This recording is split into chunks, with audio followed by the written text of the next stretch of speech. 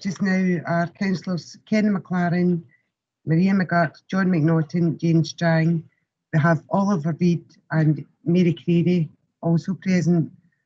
We have Alan Murray and Donald Leach from Police Scotland, and James McNeill and Martin Hill from Scottish Fire and Rescue Service.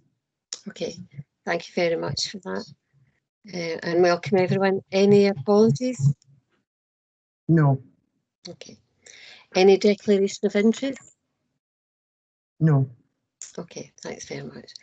Okay, item of business, item 1, Renfrew Scrutiny Board Report, June 2020, page 3 and 4.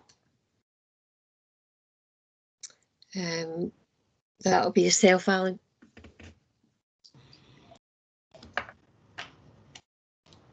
Okay, good morning. Good morning. Or good afternoon, actually. My apologies. I know it's been a long day. I'll just do the usual and go through the highlights report. You've got Donald and I today. We'll be doing a bit of a double act because it's been quite an interesting 3 months.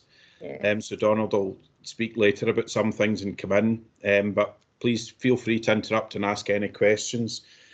First, violence and antisocial behaviour. 68 Group 1 crimes of violence, which is serious violent crime, which is a decrease of 11.7% on last year, which is 9 fewer victims, which is good news. And as you can see there, 51% of Group 1 crimes occurred in private spaces. There's a variety of reasons for that, but some of that will be serious domestic incidents, which clearly is of concern. I suppose the relevance of crimes in private spaces is they can sometimes be a wee bit harder to detect than ones that happen in public when there's CCTV, etc. But I'll go on to talk more about detection rates in a minute. We also had a decrease in common assaults, a decrease of 12.1%, which is 12% of quite high numbers. So it is a significant number of victims that haven't occurred this year. 78 assaults on emergency workers, the majority of which were police officers. Donald might go on to talk about more relating to COVID, but unfortunately we had our fair share of the spitting incidents with people claiming to have COVID directed at police officers in Renfrewshire and Inverclyde, as we did over the peace, which clearly is of concern. As you know, it's something that's high in the force's agenda now, is reducing the number of assaults on police officers. But clearly we're equally concerned about our colleagues in the fire service and the ambulance service who are also getting assaulted, and trying to lend them what support we can. There was a significant increase of complaints relating to disorder, an increase of 58.2%, and there's various categories of disorder. Almost all of that was caused by the COVID-19 crisis or emergency. We had 1,114 incidents tagged, as we would call them, that were COVID-related incidents, which pretty much equates to the entire rise in disorder incidents. Not unexpected, but clearly of a concern. Donald, do you want to say any more about that?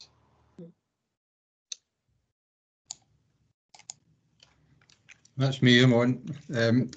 Yeah, I mean, that's actually just probably identical to how I covered it at the pre-agenda convener. It's COVID related, it's perceived and actual breaches of the guidelines, as it mentions in the report. So in other words, people were doing their due diligence and they were very public spirited in terms of reporting incidents of disorder, get-togethers when we were before the phasing started and the easing of lockdown restrictions.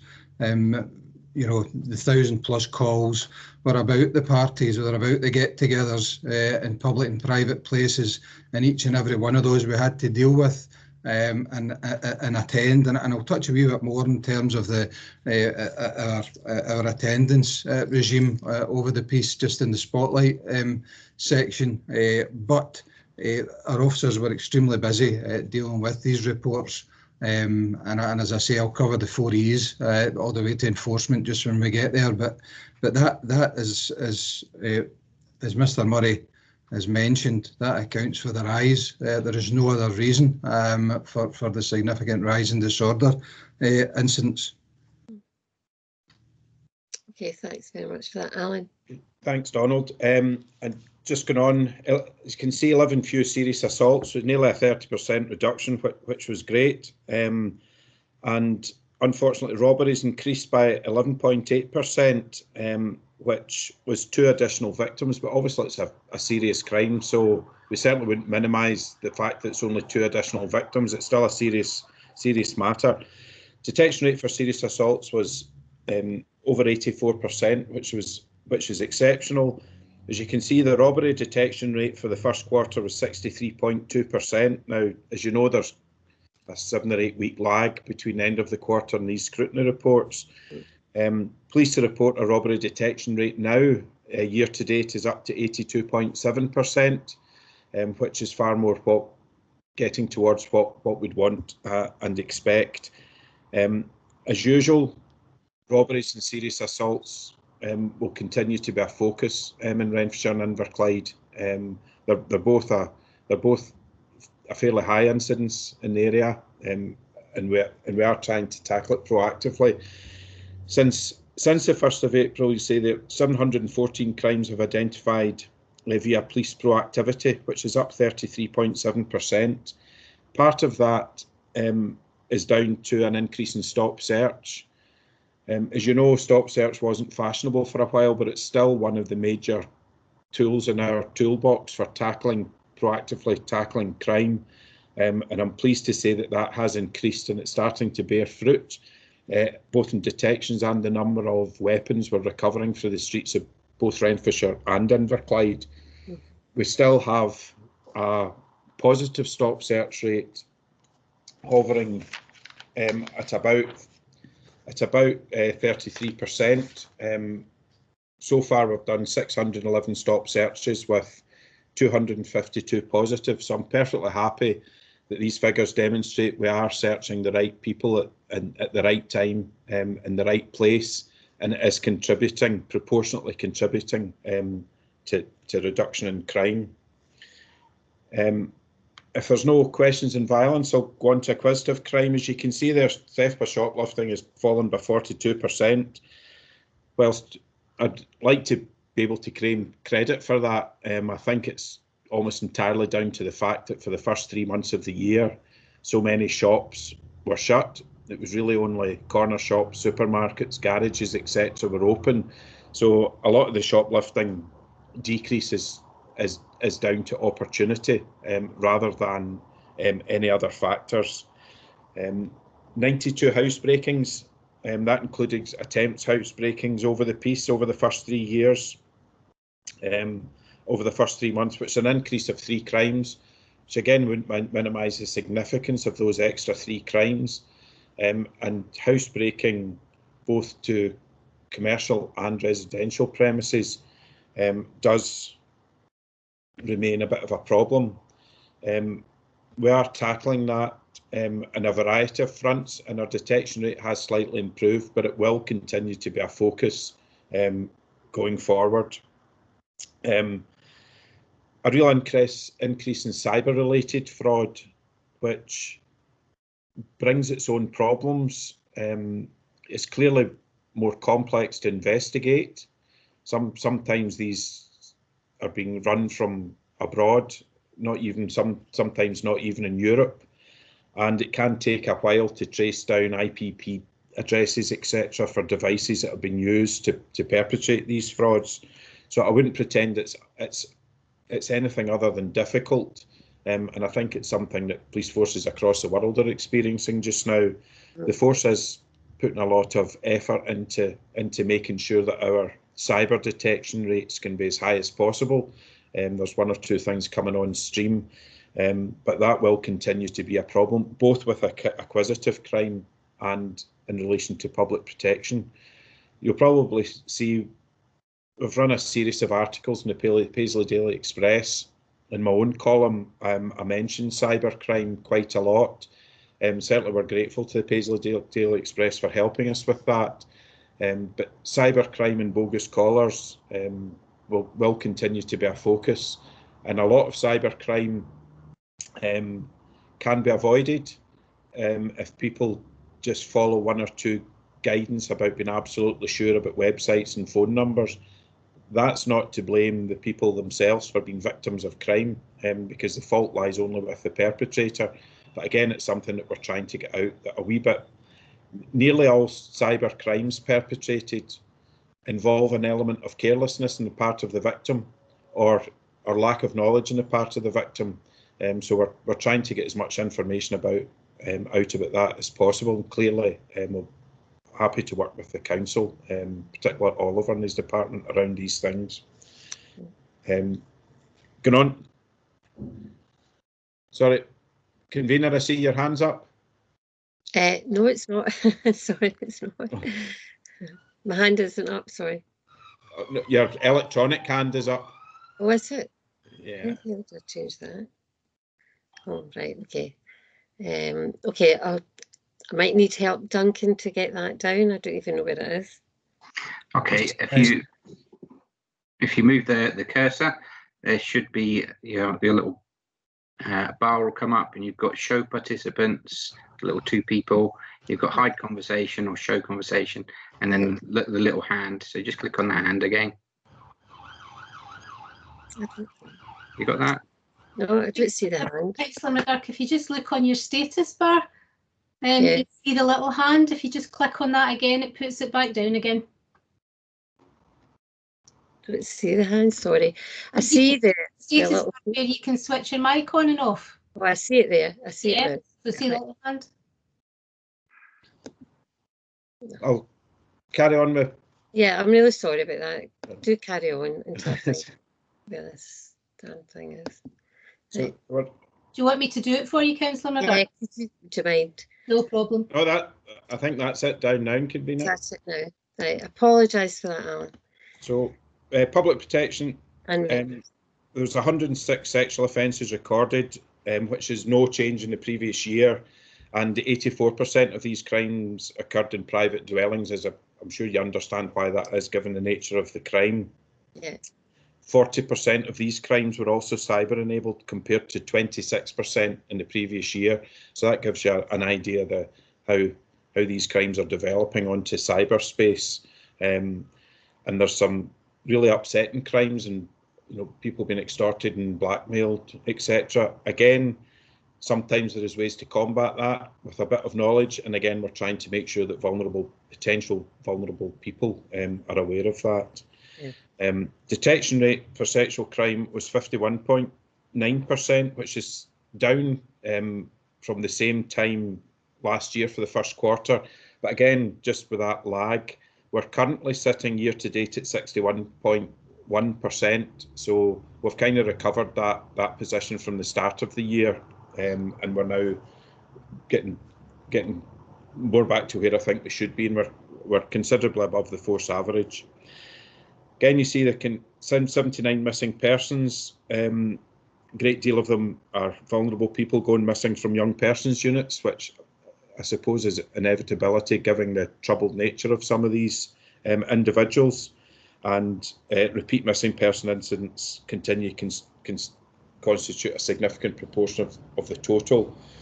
The vast majority of missing people there's not many people who just go away for a boozy weekend and forget to phone back. The majority of missing people are vulnerable, which is why we tend to get repeat victims, people in care.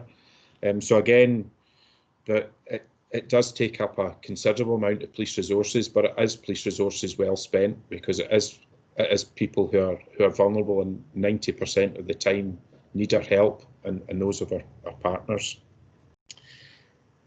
There's a decrease of 5.9% of domestic abuse incidents, and a decrease of 17.1% of crimes related to domestic abuse incidents. That kind of bucks the trend across the rest of the country. You'll be aware that there was a concern with lockdown that domestic abuse incidents would go up. So fortunately in Renfrewshire, that hasn't happened, and we're really pleased about that. We're not quite sure why we've had these figures in Renfrewshire, but we certainly won't look a gift horse in the mouth, and we're very pleased about that. As you know, we've got upwards of 60 specialist officers who are dedicated to public protection, so that will continue to be the case. I mentioned early on that we had increased the stop search volume and the success we're getting from that. Also very pleased that this hasn't resulted in complaints against the police, and by and large stop search doesn't generate complaints against the police. I know that there's sometimes a perception that it does, but certainly my experience, and certainly in Renfrewshire and Inverclyde, it doesn't do that, and the complaints are at a very low level just now. As you can see, there was 42 complaints against the police, which is 27.7 per 10,000 police incidents. I think we're particularly pleased about that because, as in all of Police Scotland, we managed to maintain public trust and confidence throughout the Tala when we were engaging with numerous individuals that normally we would have nothing to do with, and I think Donald will go on to speak more about that later. In the reporting period, there were 16 suspected drug-related deaths in Renfrewshire. Clearly, that's a multi-organisational responsibility, but we do have a responsibility, obviously, to intervene in the criminality relating to the supply of drugs, and we have had an increase in the number of people that have been charged with supplying of drugs.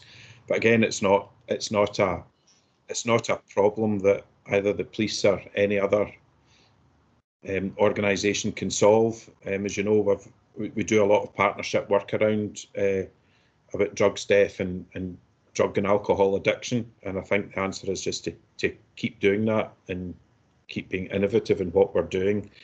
Again, I think a lot of the people who are vulnerable to drugs death, it's not the people who might be the public perception of someone taking drugs. Again, probably the majority of these people have come from difficult backgrounds and start extremely vulnerable, and I think that's very important to bear in mind. Just going to road safety. There were no road fatalities within the period. There were 6 serious road injuries, which was 3 fewer than last year, and a couple less slight injuries than there was last year. And unfortunately, 2 of the serious road injuries involved children, which is the same number the year before. We've had quite a lot of input from councillors in relation to some of the driving habits that have arisen during lockdown. I certainly know, Councillor Strang, you've given us a couple of hotspots which we've tackled. And just at the weekend, we seized 3 cars from people who are behaving in an antisocial manner. We're well aware that there is places throughout the county where people are still persisting in driving, quite frankly, like idiots, and in a really selfish manner. We're continuing to concentrate on that with really exceptional assistance from our colleagues in National Roads Policing, I have to say. We're getting at least our fair share of the national resources when it comes to that, and we'll continue to do that. And again, I'd welcome from any councillor, if you're getting complaints, please let us know about it, because they will immediately go to the area commander. And I hope Councillor Strang will back me up that we do take action. Absolutely, in response to these. Great response, thank you. And we will continue to do that, and we're really glad that certainly fatalities and injuries are at a low level just now. Only one other thing I'd say, or probably 2 other things I'd say. The outline report doesn't mention fire raising. There has been quite a lot of incidents in fire raising over the piece in Renfrewshire, and it's something that again we are concerned about. And again, we've spoken to the papers a lot. Other than clearly a very well publicised incident when there was 3 children tragically killed in a fire, despite the fantastic efforts of the fire service. I would say that we've only avoided further tragedies because of how quickly the Scottish Fire and Rescue Service attend these calls, which is quite amazing how quickly they get there. And I think it's getting to, if people are doing this, they think it's funny. That really there's been a few occasions recently that hadn't Martin's guys and girls got there so quickly, it could have been a really serious issue. So we'll continue to bang the drum publicly about the dangers of fire raising. Some of it can be fallouts between individuals who are involved in crime, but I think some of it's just recklessness and people thinking it's funny. But again, from our point of view, a big thanks to the fire service for their prompt attendance, which has undoubtedly, in the year I've been here, undoubtedly saved lives and serious injuries on multiple occasions. I think that's really the highlights that I'd like to go on. You'll see from the other things that are going on in the county with regards to policing. Operation Subterfuge, which was thefts of 4 transit motor vehicles, which would some successes in, and we think we've pretty much stopped. As you see, there's 40 crimes detected to the value of in excess of 1.3 million. So it was a real problem, and a lot of these 4 transits were belonged to people who run in their own business, and perhaps it was only them in one van. So it was a really serious issue, and we're glad we've been able to do something to prevent that. If there's any questions about the rest of the stuff, but it's been a strange 3 months for everyone, and it has been for policing as well. So we probably won't know till later on in the year how we're doing year to date, because I think the figures have definitely been impacted on by COVID. But clearly Donald will speak more about our response to COVID. In the meantime, I know that was quite a lot of information. Is there any questions or anyone? Yeah, members, any questions? John McNaughton, you want to come in? Yes, thanks. A couple of questions on the issue of domestic violence and the apparent drop. Do we know any more about that? Is it under-reporting, or is it some sort of policy issue that we have that is getting such a positive response? Well, we certainly had plans in place when people suspected lockdown and made sure that we were looking after vulnerable victims. I don't think there's been a drop in reporting, because certainly the avenues to report domestic violence have pretty much been there during lockdown. I think all the relevant organisations have made sure that they've maintained that services, and certainly we have. So I'm not quite sure why it's gone down, but I do think it's probably an accurate representation of what is actually happening. Donald, do you have any thoughts on? Yeah, I think that the picture is positive. So we're down by 5.9%. It absolutely does seem to buck the trend, what we were thinking about during lockdown. Could be accounted for with less people willing to phone the police during lockdown, which is a different viewpoint, due to not wanting anybody near their houses, and various things like that.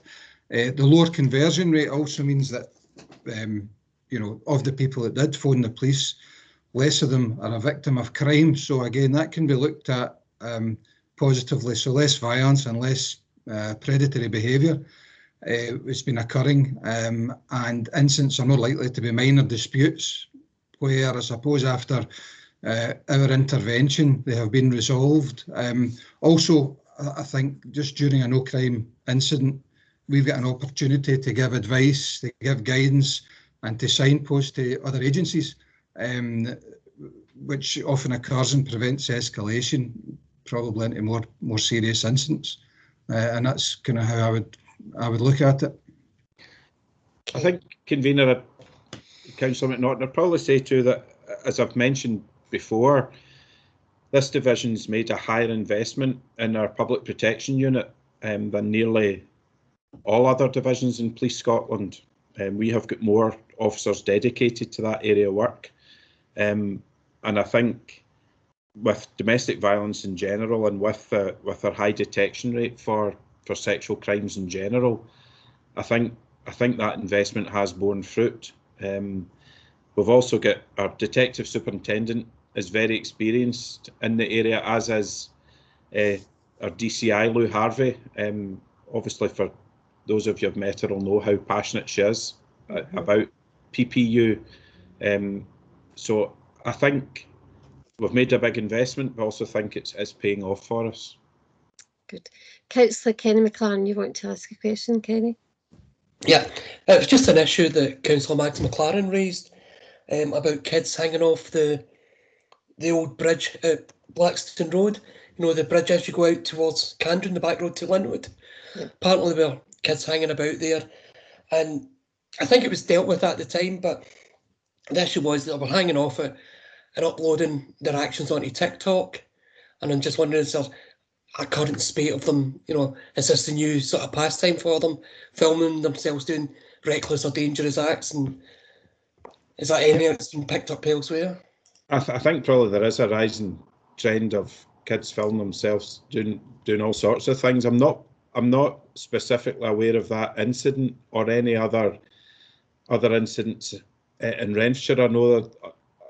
I know last summer, I'm not sure it's been repeated this summer, about kids filming themselves jumping into quarries that have been flooded. But I don't know of any other incidents. Donald, are you aware of anything else? No, I'm not aware, but I'll certainly make the area commander aware of that particular location and make sure he's all over it. Yeah, okay. Thanks for that. Any other questions then for Alan, members? No? Thank you, Alan. That was a really inclusive report, and I know personally, certainly a lot of the stuff that you've done during the lockdown period was quite extensive, and like Jane, I just reported an incident about driving the other day, and it was automatically responded to, and the residents couldn't believe it. They said it's the fastest response I've ever had, so it was excellent. Thanks for that. Right, can we go on to the next section of your report, Alan? The Spotlight COVID operational response. Oh, you've done that, haven't you? No, I think it's Donald that's going to do Donald, the Spotlight. Thanks very much. Donald, would you like to come forward, please? Yes, thanks, convener. Yeah, just that last thing you mentioned before we move on. I take it that was a Potterhill. Yeah, it was. Yeah, being dealt with. Yes. So moving on to our Spotlight, which is just to maybe give you a wee bit of information round about some of the things that we had to deal with and how we dealt with them. Basically, our COVID-19 operational response. You know, there's been a whole sea change in terms of how we've had to police at a national level, but at a local level as well. We've had to make some real changes. And I suppose just starting, the initial heading that I would like to probably cover would be the initial actions that we had to deal with. We, right at the start, we're only one of, I would say, a couple of divisions in Police Scotland that had actually updated and tested our business continuity plans just before lockdown. I believe it was just over a week before lockdown, and that really helped us. It put us in a really firm footing as to what our plans, processes and procedures were going to be. This was tested using a pandemic plan and the traditional loss of power scenario. So, as I say, it really made us sharpen our focus and what could be, not actually realising what was right round the corner, to be honest, and gave us a real solid basis to build our operational plan on, which would become Operation Tala, which is Police Scotland's operational response towards the COVID-19 pandemic. So the initial response to COVID-19, it was structured around supporting our partners. Initially, it was modelled along with the BCPs that I've just mentioned. We treated it as health-led, and our role was to absolutely support that, and that's what we focused on doing. We were very swift off the mark in K Division by setting up our local COVID-19 team. That had a gold, silver and bronze command structure, which is a common structure, gold being Mr. Murray, silver being myself, and bronze being Chief Inspector at Kilo Alpha. We also had 2 PCs and an inspector in that team, and everybody was really busy moving forward. We had subdivisional points of contact, which were sergeants across all offices, so that we could quickly link in with individuals to get the message out and to get support in every area of K Division. So Renfrew, Johnson, Fergusley police officers, and also Osprey House, if we're keeping it up in this area, which obviously dealt with the PPU. This team had morning meetings, daily morning meetings with the Central Scotland response, which was Operation Tala. Mr. Murray and myself also tuned in initially on a daily basis with all other commanders and senior officers right up to ACC level who were running the Police Scotland's COVID-19 response. So we had daily information. On top of that, I linked in with Oliver to make sure that we had a seat at the table of the local authority management team meeting on a Monday. And I know that our colleagues in the Fire and Rescue Service did exactly the same, which helped us work in partnership with regards to this, particularly round about messaging. So just on that subject, communication was absolutely vital with our staff and with our external partners in managing the crisis, I suppose, locally. A daily bulletin was created, which our Tala team produced. It was sent to every member of our staff with the latest piece of advice, with the latest updates and any changes to policy that we had to know about, because as I'm sure we're all aware, the changes were absolutely daily in terms of government guidance as well as police response to that. And we had to make sure that we were doing the correct things. It sounds as if we should be, but if you think about everything else that the police had to deal with and our partners, then it's really important that we are not seen to be doing anything wrong at all. And that's round about social distancing and everything else as well as the PPE, which I'll come on to just shortly. It was particularly positive because our officers have got our new PDA devices that they can access this advice without actually coming into the office, which helped. In terms of briefing, our officers were briefing outside in all weathers so that they weren't crammed into single offices, or even we tried the gym, but that wasn't even sufficient in order to keep that distance between individuals. You know, and it sounds bizarre, but there was a few cold and wet officers sometimes, but it was just the way that we did it and the way Mr. Murray wanted it to happen. All non-essential training was switched off, and that's for Police Scotland. So what we did, we actually, some of the figures that Mr. Murray covered there are really quite positive. And, you know, it's absolutely, some of it was down to the fact we had more officers on the street because they weren't going to training, they weren't going to courts, there was no citations getting produced. So you know, I'm not going to hide behind the fact that I did make a big push for proactivity because we should have been. We've got more officers there in order to provide that delivery of service in really strange and awkward and difficult times. Some of our officers were home working, you know, for various reasons. We had quite a lot of officers shielding, just the same as every other partner. Initially, we had a whole lot of officers that were self-isolating. For various reasons, and once the testing regime kicked in, we got a whole lot more officers back, and actually our absence rate, if we come to date, never mind up to the end of the reporting period, is below what I would actually expect. So that's really positive, because as we know, we're still right in the middle and there's spikes throughout Scotland. We also took into account pregnant officers and made sure that they were shielding, which mitigated harm and threat and potential for that. Moving on to just talk about PPE just slightly. So initially, the 4 specialist support units, along with the flexible response unit, they were the only ones that were trained in full public protective equipment, and they would be dispatched to any calls that we suspected that there might be COVID, or any calls that the relevant questions that our control room asked made us feel that there would be a COVID risk. So that was quite difficult when we've just got specialist officers that can attend these calls, and our own officers that were actually dealing with calls that we'd risk assessed and decided that they could attend. However, around-the-clock training was put in place for the fitting of the public protective equipment.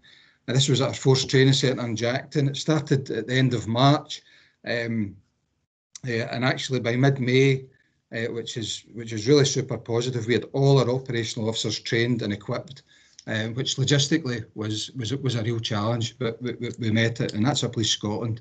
Credit to Police Scotland, actually. As well as our operational planning department, who put those individuals in slots, which when you've got 640 plus officers, it's quite a challenge. Excuse me. Sorry about that. Yes. Along with that, for dealing with incidents that had suspected COVID-19 complications and implications, we'd put in place appropriate decontamination areas in Paisley and Renfrew offices. So if we'd have somebody in the back seat of a car, as Mr. Murray mentioned, it's amazing that people all of a sudden decided, that they maybe had a cough, or they had a cough initially, or whatever, anything that didn't fit with the questions that were initially asked, and there was any risk, then the vehicles were off the road, they were decontaminated.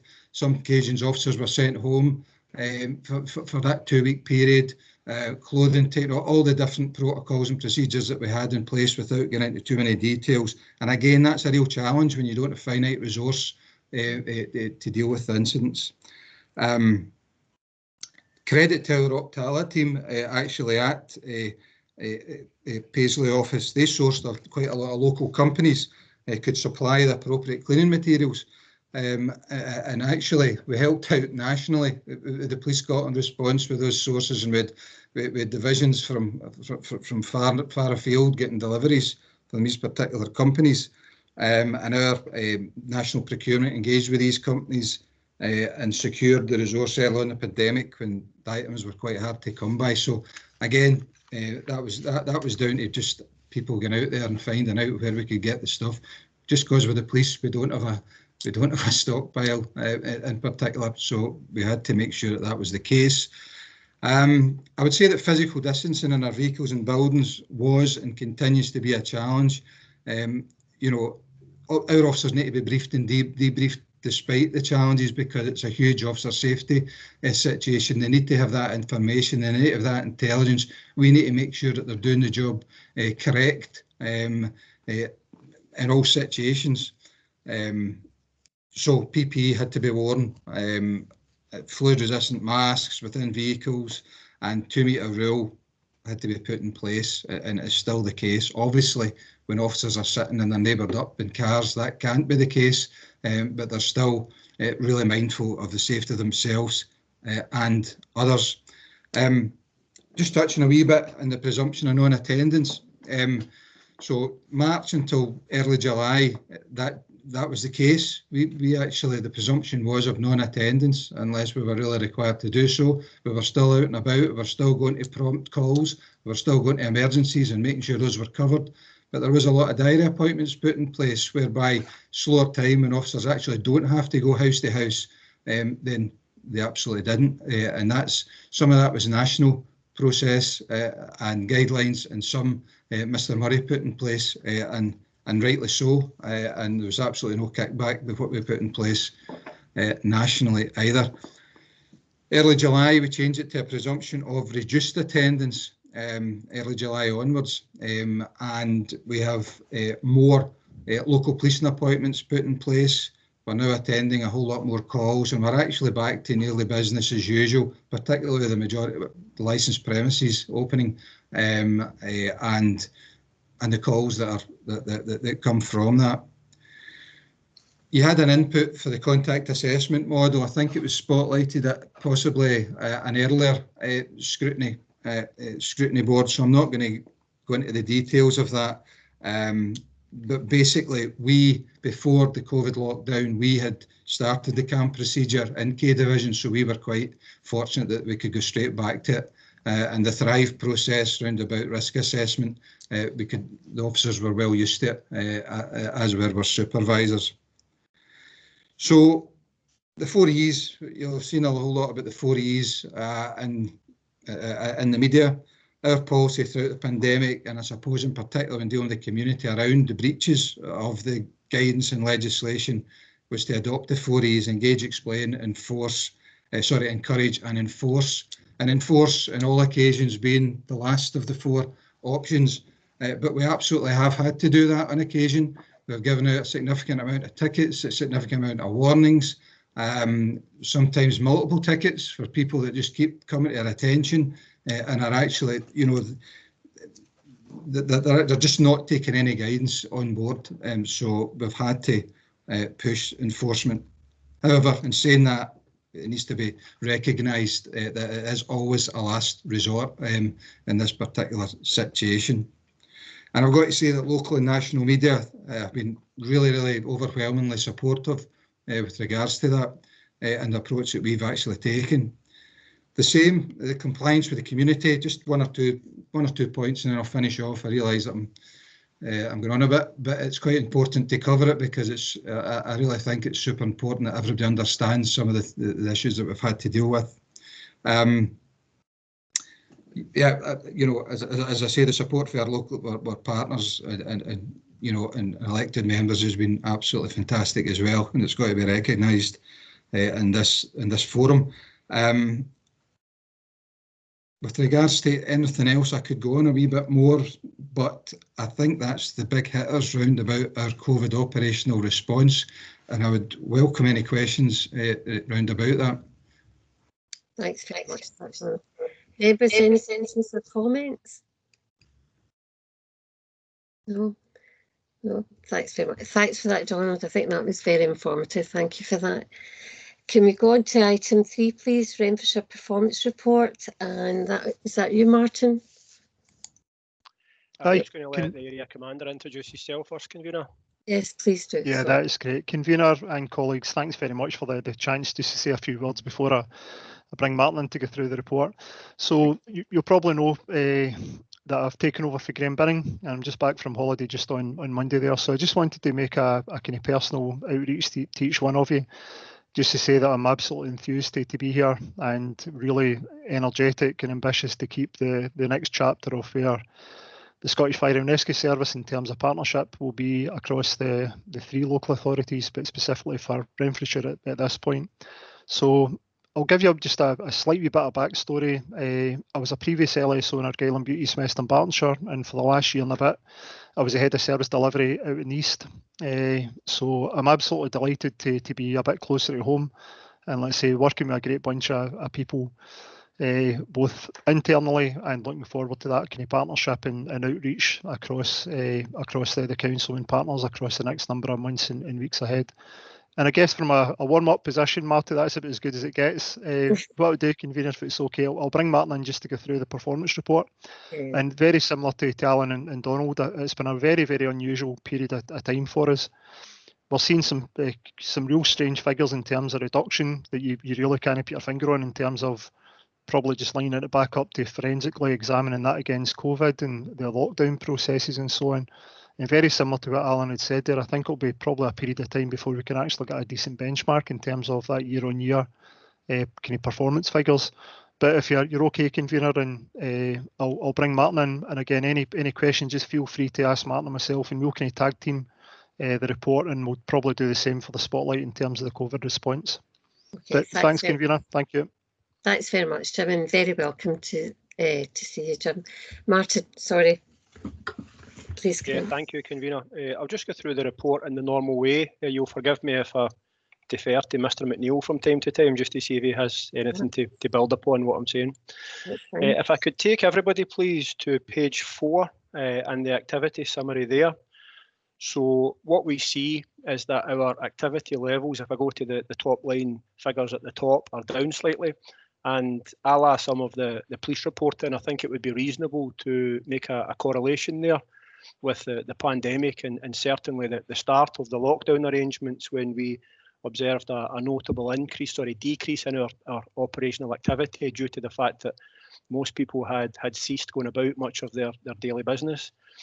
Having said that, and as we'll come on to talk about a little bit in the spotlight portion of the report, the organisation has undertaken a significant amount of work to ensure that we have been able to fulfil our statutory obligations and also our other engagement work that we normally undertake throughout the period of the pandemic. So I think it's fair to acknowledge that some of that work will also be reflected in some of the more positive figures that we see as we go through the report. Clearly the standout figure within those top line figures there is the 44 fire and non-fire casualties. That figure is bolstered somewhat in a negative way by a few very specific incidents, including the very serious and the very tragic incident that occurred in Renfrew Road on the 19th of June. But it's also bolstered by an incident in Underwood Road on the 25th of April, where 10 persons were led to safety and treated for minor smoke inhalation. Similarly, we had an incident in New Street in Paisley where a further 4 persons were led to safety following a fire in a fast food establishment, and again treated for minor smoke inhalation. So the tragic triple fatality incident is obviously a very serious and an extremely tragic incident. However, the other incidents that I have mentioned, I think maybe give a sense of how an inflated figure can be reached when we're dealing with relatively small percentages as a starting point. Nonetheless, we obviously continue to work hard on the proactive side to drive those stats down, and in that respect, I'll come on to talk about some of the actions that were taken following the Renfrew Road incident in particular. Okay. So if I can bring us over to page 5 in the accidental dwelling fires, we see a 9% increase there, which translates to 3 incidents across Q1. Certainly within the stats, it's pleasing to note that smoke detection was present in 95% of the cases, and also quite pleasing to note that no firefighting action was required in 43% of the cases.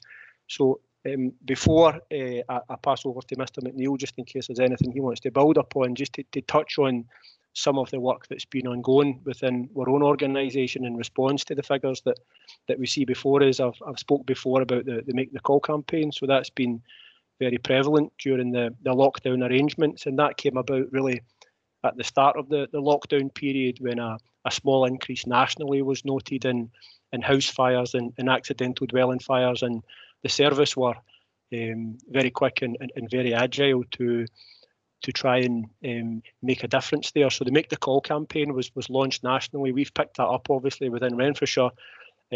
Partners have been very helpful with that, and that's really around encouraging friends, family members, neighbours of elderly persons who perhaps by virtue of their lockdown arrangements find themselves a little bit more vulnerable than they normally would.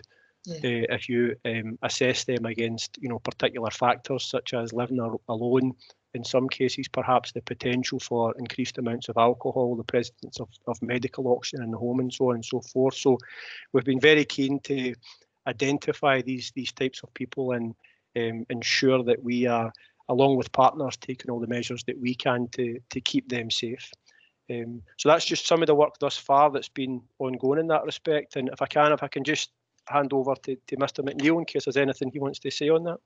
Yeah, thanks very much, Martin. Tim? Yeah, Martin, convener, thanks a lot for that. I think the points that Martin raised are absolutely valid, and one of the things when we looked at the kind of first tranche of how the report was actually shaping up around the kind of COVID response, it's really pleasing, and it probably puts a really clear signal back into the prevention agenda that we've been absolutely focused on. When we look at that 95% detection prevalent and then look back up directly to the severity of accidental dwelling fires, 43% of the events we attended, there was no firefighting action. 62% of those events had no heat or smoke damage. And when you look at that back from an economy and also from a personal impact point of view, it's just a clear indication that that early detection with smoke detection, etc., either allows the fire to be nipped very, very early in its inception, or indeed the ability for members of the household to actually walk out. So again, it just kind of underscores the preventative work that's going ahead, that really provides severity, and that early alert is something we'll maintain over the piece. Thanks, Convener. Martin. Thank you. Okay, so again then, Convener, if I can just bring everyone over to page 6. Again, domestic safety, and this time around accidental dwelling fire casualties. So I touched briefly on the 3 most prominent incidents that have given rise to the figure that the top line figure that we see at the top there. Clearly the most high profile incident here is the Renfrew Road incident that occurred on the 19th of June. So as I touched on when I spoke to the Emergencies Board, but also very, very relevant for the forum today, in recognition of the very serious incident that occurred there, we absolutely seen a requirement, again alongside partners, to undertake an extensive piece around engagement and reassurance in that local area after the incident as part of our post-domestic incident response procedure. So again, just to touch on some of the work that was carried out there, we carried out a number of home fire safety visits locally. We delivered over 650 pieces of home fire safety visit literature. And in addition to that, our community action team made contact with some of the community groups in that area. So again, it's hopefully in carrying out that education and that reassurance piece, we are reducing the fire risk in that local area going forward. And more generally, just in relation to this portion of the report, our community action team, they continue to undertake those partnership community activities with a view to improving upon the figure that we see moving forward, Convener. So again, if I could move us all on, please, to page 7 and unintentional injury and harm. So once more, it's pleasing to see here that the year-on-year figure and also the 3-year average are down significantly. And again, just some of the work that's been undertaken in order to try and make sure that we can improve upon those figures further. The community action team and our fire safety enforcement team, they are currently looking at the new ways and new platforms where we can engage with people, and particularly young people, in a number of different areas that would fall under the kind of banner of this side of the reporting, if you like. So that includes road safety, which I think is relevant given road traffic collisions form a large portion of the stats that we see in this section of the report, in which the Chief Superintendent has already touched on, obviously. Additionally, we are also currently promoting our summer action plan, which also covers a number of areas included here, including water safety. So again, without going too far off point, nationally the service has been mobilised to a number of water safety type incidents in recent weeks.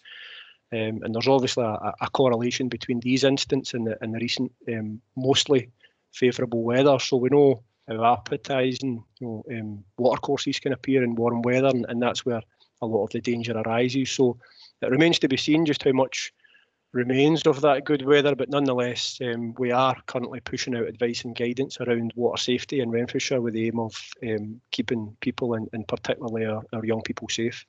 So again, that's just a flavour of some of what we see in front of us. But again, if I may, I'd just like to go over to Mr. McNeill in case he wants to add anything. Okay, thanks, Jim. No, again, Convener, I'm okay. I think Martin's covered most of the points I was going to bring in at that point. Thank you. Okay, members, do you have any questions or comments to make? No? Okay, John, beg your pardon. Sorry, John McNaughton.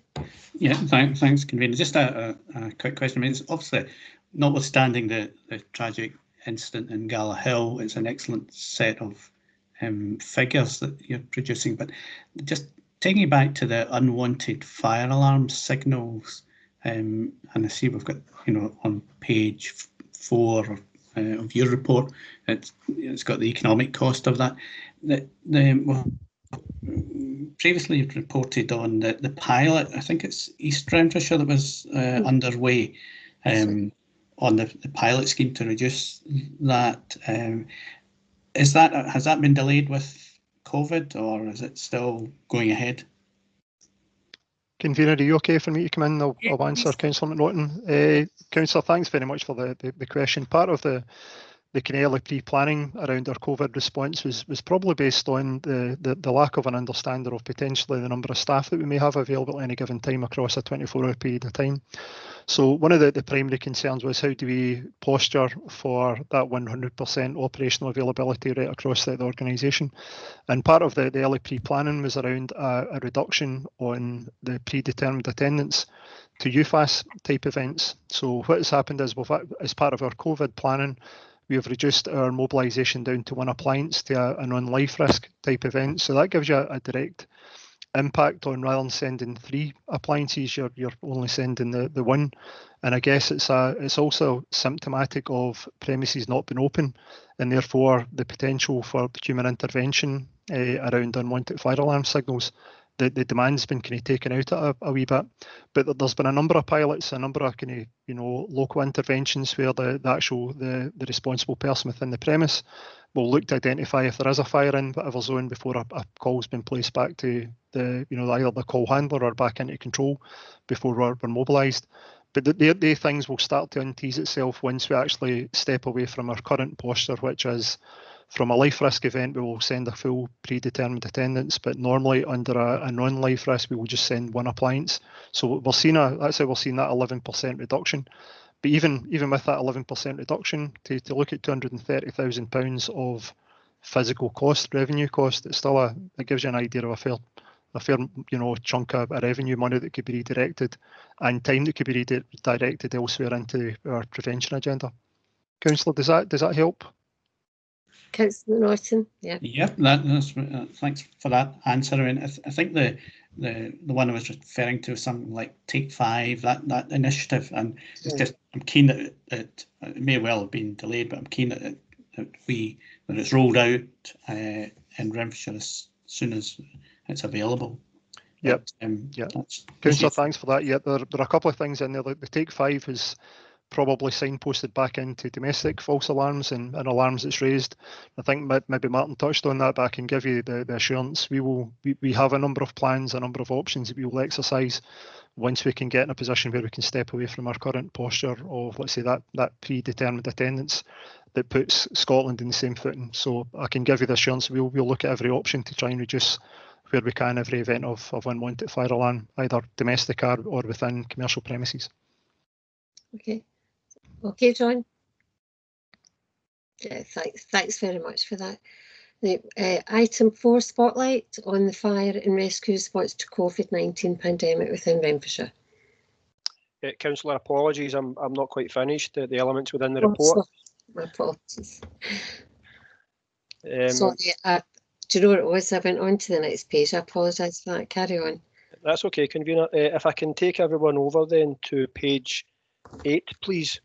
And the subject of deliberate fire setting. So again, it's pleasing to see a small decrease in the overall percentages that we see at the top of the page there. However, I think it's important to acknowledge the concerns that were raised again by the Chief Superintendent, which we echo, and I think it's the right time just to genuinely return his thanks. Our crews from our side receive great assistance and at times protection for the police at these type of willful fire raising incidents, and we're very, very grateful for it. So we know within this section of the report that there are some recurring themes, particularly in terms of the secondary fires, which make up the bulk of the figures within the report.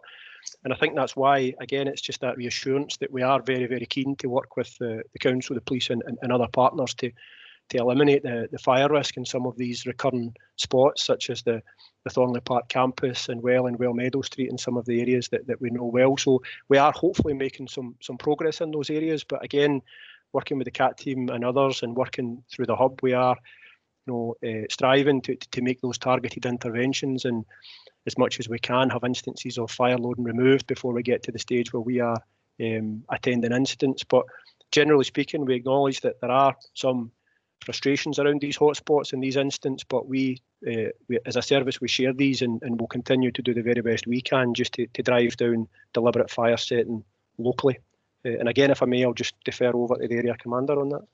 Yeah, thank you. Yeah, convener, thanks very much. I guess just the couple of wee things for us to look at is, in terms of deliberate fire setting, there is a degree of potential criminality wrapped up in there, and that close working with Alan and Donald will continue in terms of try to identify the main causes, etc. But I also just wanted to put and express a personal thanks back into the council for those kind of early interventions and uplift, etc., that was seen through some of the kind of hotspots that Martin had identified. But you'll see there were a slightly downward trend, but nonetheless it's something we'll continue to have a focus on over the course of the next kind of weeks and months ahead. Okay. Thanks, convener. Very welcome. Thank you for that. Any questions, members, or comments? No? Okay, thank you for that. Okay, thanks, convener. I'm coming towards the end of the report now. So if I can take us to page 9, please, in the subject of non-domestic fire safety. So again, there once more the year-on-year figure is pleasing, a total of 16 incidents, and with almost 20% of those requiring no firefighting action at all, we're left with a relatively small number of incidents over the quarter.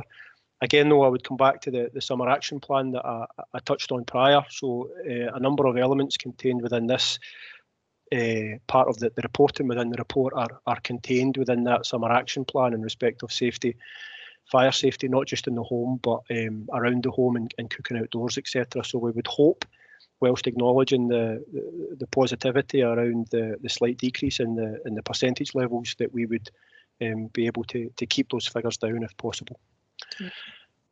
So finally, and I know we've already spoken a little bit around it, just following Councillor McNaughton's question, but just on the reporting side of the unwanted fire alarm signals, it's pleasing to see that the UFAS, the number of UFAS incidents that we are attending is down considerably. No doubt that lockdown is partly a factor for that. However, we would, and we always do, attempt to stay on the front foot with UFAS.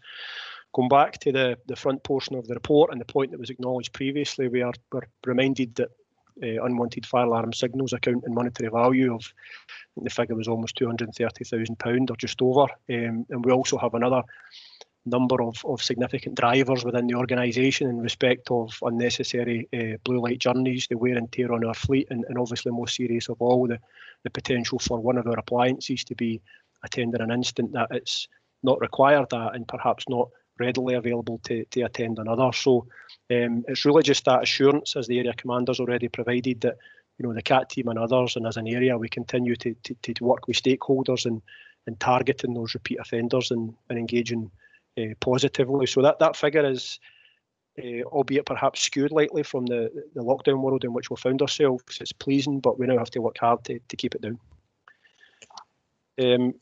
Again, that concludes that side of the report, convener. If I may just hand over to the area commander one more time, if that's all right. Thank you. Jim? Yeah, convener, thanks very much. And again, thanks for taking the time just to go through the report that Martin outlined. Convener, if you're okay, I would just like to touch on probably just a few bits of spotlight in terms of our COVID response. There's probably a fair chunk of similarities between our police colleagues and ourselves, so please excuse me if I don't delve into the kind of tacit information that we needed to go through at that time. So, as I mentioned previously, just prior to taking up the post for probably the last kind of 5 or 6 months, I've been working as part of a senior management group, and part of that group was probably very similar to what Donald had outlined. It was a daily meeting where we were considering policy, risk assessment, change of posture in terms of staffing, the risk assessments that goes along with our operational activity, our staffing posture in terms of appliance availability. So we stood ourselves very, very good, very early, and again, just standing in that front foot, watching for any changes that was coming back out, either from the direction from our chief or indeed coming back out from Scottish Government. Meant we were probably pushing in kind of 14 or 15 hour days across the early part of the process.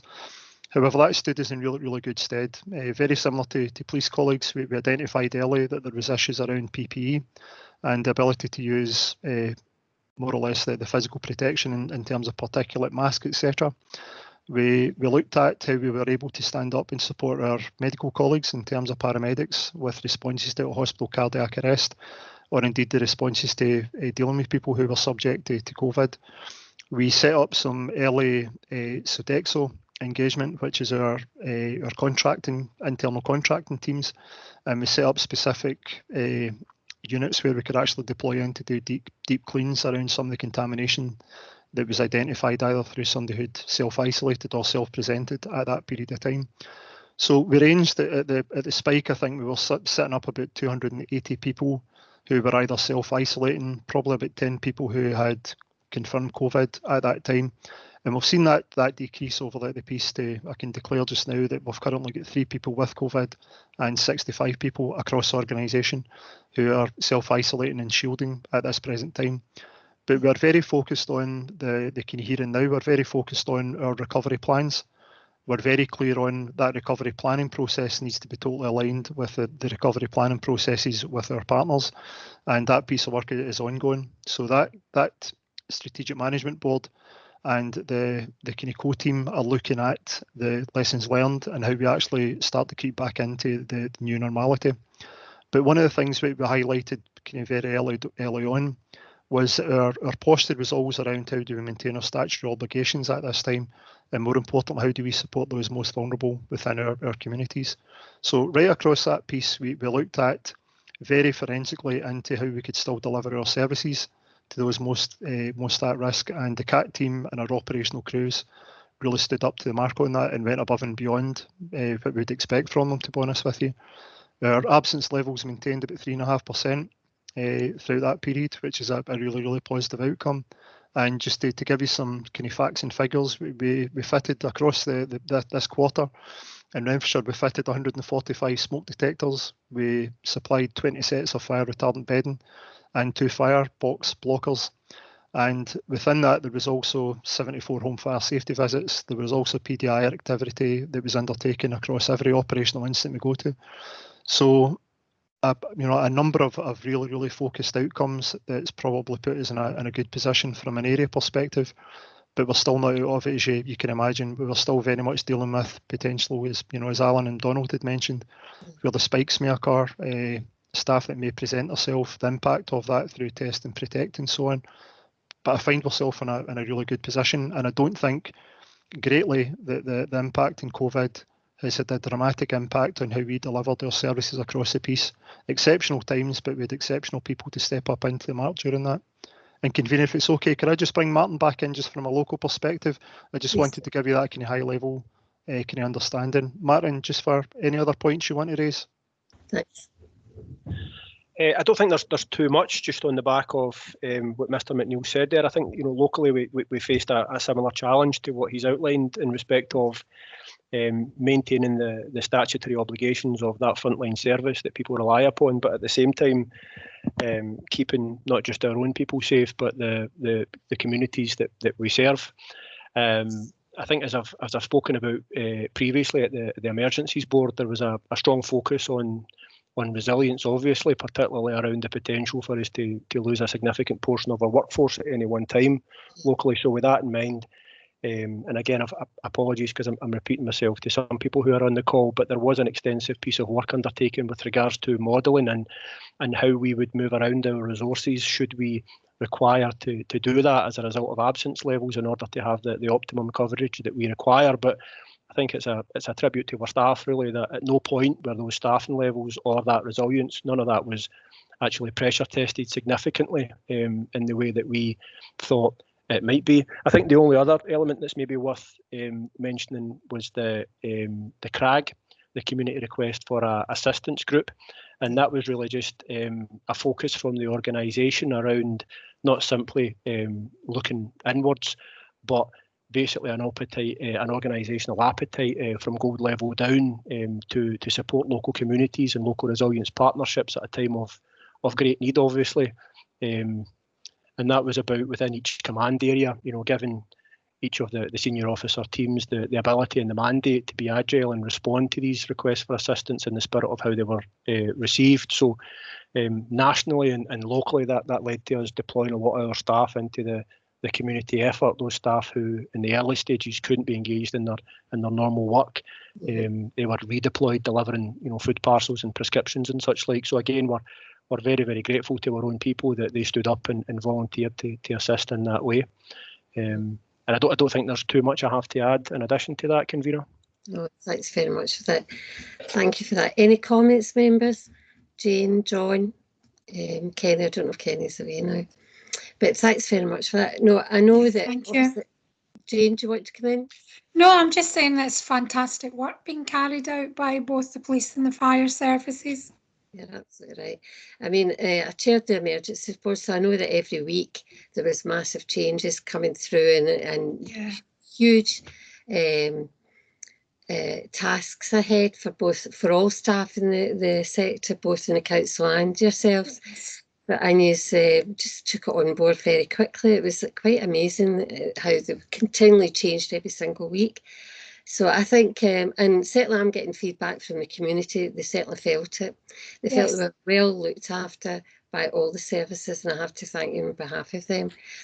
If that's the end of the report, I think thank you very much for that today, and I look forward to seeing you guys again. Take care, be good, and keep well. Yeah, thanks very much, Karina. Thanks very much, folks. Bye now. Bye-bye. Thank you.